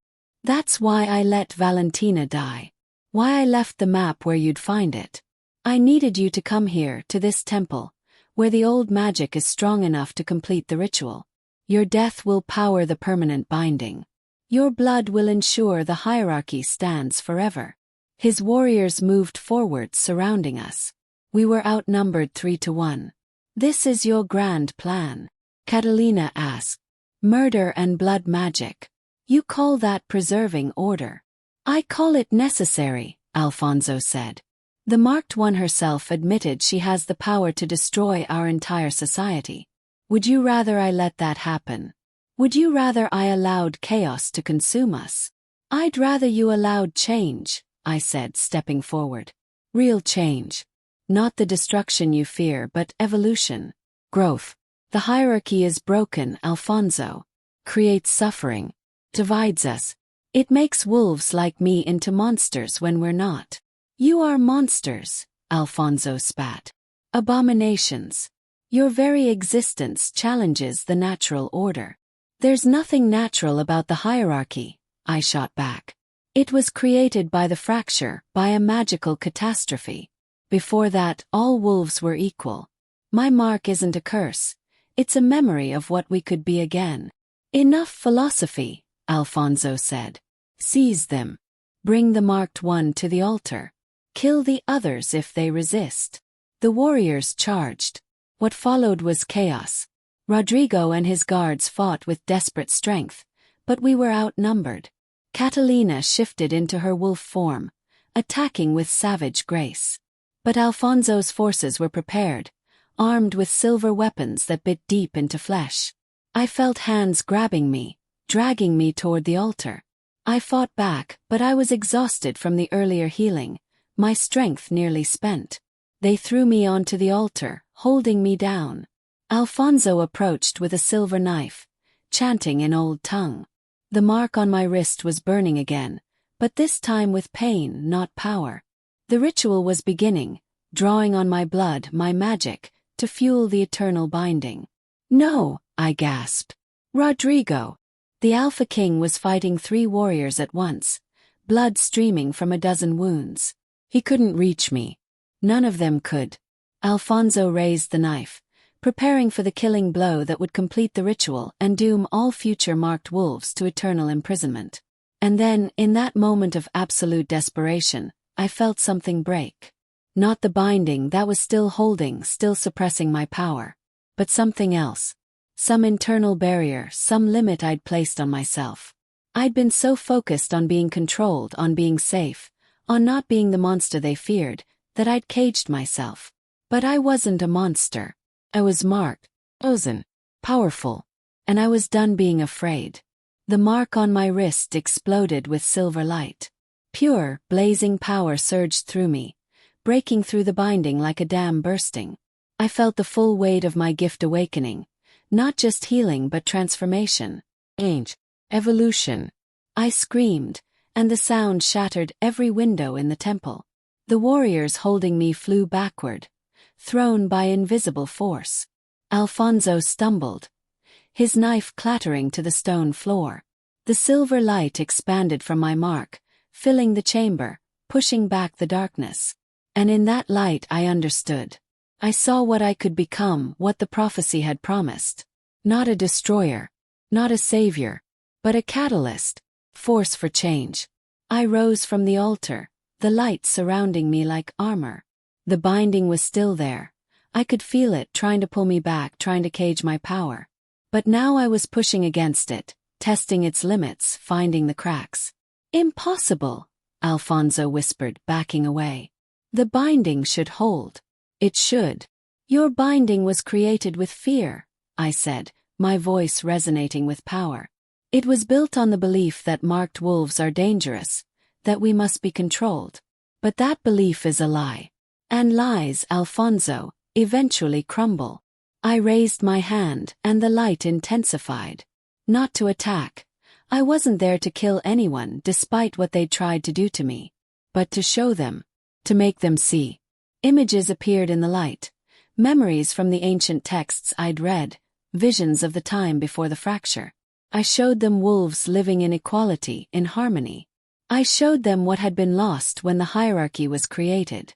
I showed them the suffering the current system caused, not just to marked wolves, but to omegas, to the packless, to anyone who didn't fit perfectly into their rigid order.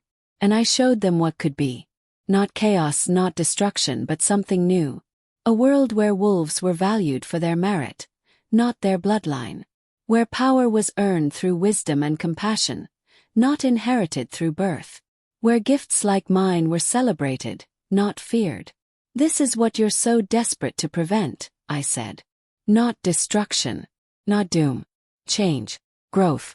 Evolution into something better than what we are. The light faded slowly, leaving us all standing in the damaged temple. Alfonso was on his knees, tears streaming down his face. His warriors had lowered their weapons, looking stunned and uncertain. Rodrigo approached me carefully, his eyes wide with wonder and something that might have been fear. Esperanza. Are you still you? I looked down at myself. The mark was still glowing faintly, and I could feel the power humming beneath my skin, no longer caged but not fully free either. The binding was still there, weakened but not broken. I'm still me, I said softly. Just more. The ritual, Alfonso said hoarsely. It failed. The binding should have been perfected, but instead it cracked, I finished. Your fear made it brittle, Alfonso. Every generation of suppression, every act of cruelty against marked wolves, it weakened the binding. You tried to make it permanent, but you only hastened its collapse. He looked broken, defeated. His grand plan had backfired spectacularly. What now? Catalina asked, joining us. She looked tired but alive, beautiful and fierce. What do we do with them? Rodrigo looked at Alfonso and his conspirators with cold eyes. Treason carries the death penalty. All of you will be executed for your crimes. No, I said quietly. Everyone turned to stare at me. No, Rodrigo repeated. Esperanza, they tried to kill you. They tried to kill Catalina. They murdered innocent people and destroyed priceless knowledge. I know, I said. And they should answer for those crimes. But not with death. Not with more violence. That's the old way, the way of the hierarchy. If we want real change, we have to start somewhere. I looked at Alfonso, at his tear-stained face and broken expression.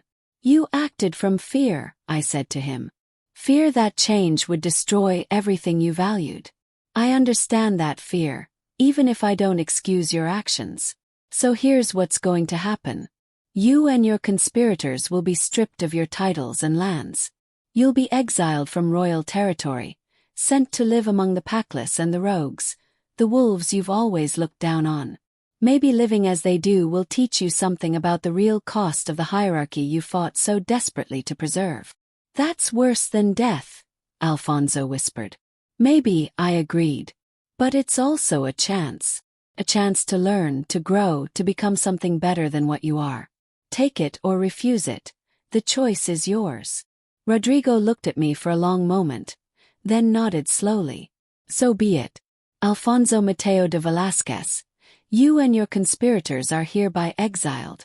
You have 3 days to leave royal territory. If you're found within our borders after that, the sentence becomes death. Alfonso and his followers were led away by guards, broken and defeated. The temple chamber fell silent, leaving just Rodrigo, Catalina, and myself standing among the ruins of the failed ritual. What you did, Catalina said softly. The light, the visions, the power. That was incredible. That was terrifying, I corrected. I felt the binding breaking, felt all that power trying to flood through me. For a moment, I wasn't sure I could control it. Wasn't sure I'd stay myself. But you did, Rodrigo said. You stayed in control. You chose mercy over vengeance. I laughed weakly. Don't make me sound noble. I'm tired of death. Tired of fear.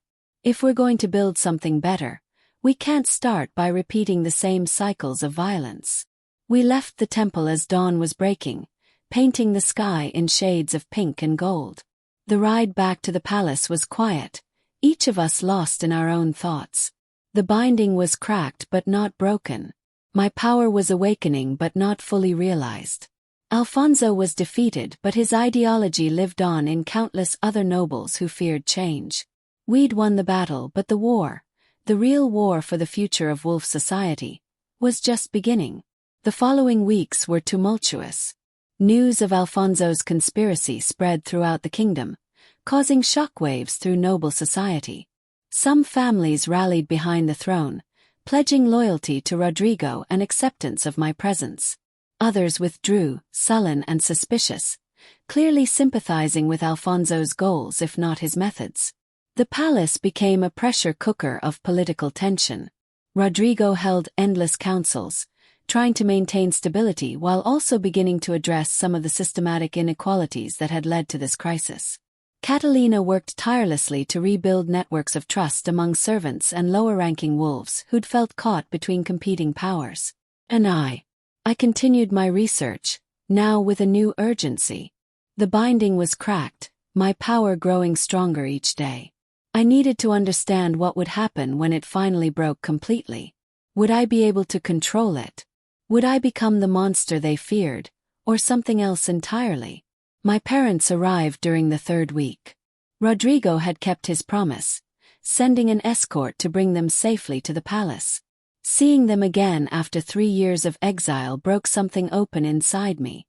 My mother, Dolores Francisca, looked older than I remembered, her hair more gray, her face more lined. My father, Bernardo Miguel, leaned more heavily on his cane, his movements slower.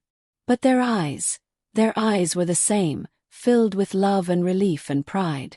Esperanza, my mother breathed, pulling me into an embrace. My daughter. My brave, beautiful daughter. I cried then, really cried for the first time since my rejection. All the pain, all the loneliness, all the fear I'd bottled up came pouring out. My father wrapped his arms around both of us, and we stood like that in the palace corridor, a reunited family amid the chaos. "We heard what you did," my father said later, over dinner in my rooms. "Saving the Luna Queen. Discovering the conspiracy. Standing up to the nobles. Everyone in Azure Moon Pack is talking about it. They probably still think I'm cursed," I said bitterly. "Some do," my mother admitted. "But others are starting to question. Starting to wonder if the old teachings about marked wolves were wrong. You're changing minds, Esperanza. Slowly but surely." "I didn't mean to," I said. "I just wanted to survive." "The best revolutions start that way," my mother said with a smile. "Not with grand plans but with simple survival. With one person refusing to accept the role society forced on them." She reached across the table and took my marked hand, tracing the serpent with gentle fingers. "Your grandmother would be so proud. She always said the mark would awaken when the world was ready for change." I think she was right. Over the following days, my parents settled into palace life with surprising ease. My mother quickly befriended the palace healers, sharing her knowledge of herbs and natural remedies. My father, despite his injured leg, found purpose in training younger warriors in defensive techniques. And I found myself drawn repeatedly to the Luna Temple, the place where I'd first felt my power truly awaken. Something called to me there, some pull I couldn't quite explain. It was during one of these visits, 3 weeks after Alfonso's defeat, that Rodrigo found me. I was standing in the central chamber, studying the ritual symbols Alfonso had drawn on the altar. Even failed, they held power. I could feel it humming beneath my skin. "You've been coming here a lot," Rodrigo said, his voice echoing in the empty space. "It's quiet," I said. "And the old magic here. It responds to me. Makes me feel less alone." He moved closer, standing beside me at the altar. "You're not alone, Esperanza. You have Catalina, your parents, the wolves who've come to support you. You have me." I glanced at him. "Do I? Have you, I mean? If you want me," he said quietly. I know I have no right to ask. I know what I did was unforgivable. But these past weeks, working alongside you, seeing your strength and compassion and wisdom, Esperanza, I've fallen for you all over again. Not because of the mate bond that's long dead, but because of who you are. Who you've become despite everything that was done to you. My heart was pounding. Rodrigo. I'm not asking you to forgive me, he continued. I'm not asking